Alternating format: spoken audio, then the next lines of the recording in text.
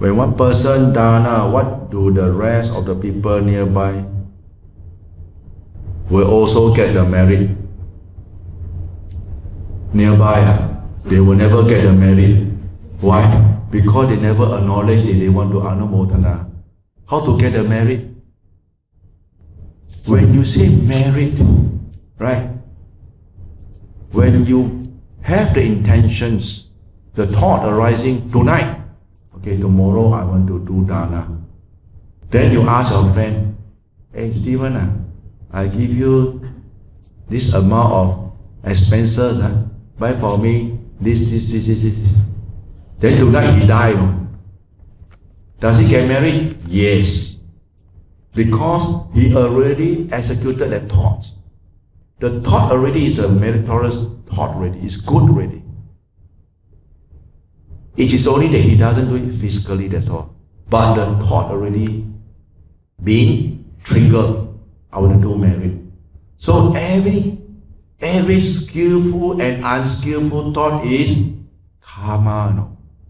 Don't think that I just think about it. I don't, never mind. What? Don't think, never mind. You think also got karma, the impact. Because of the thinking, that's why that causes what you are. Because of the thinking. Don't ever anyhow think. That's why when a person do dana, you must, that's why when you say this thing I know, maybe your father, right? Or your mom who doesn't expose to doing generosity, performing generosity, they might feel the pain. But what you can do as a son or daughter, maybe you buy something, you say that I'm going to donate something, please rejoice with the merits. If they start to scold you, they don't even tell them. If they start to scold you, say, why are you buying this thing? They tell them the reason why are you doing this thing.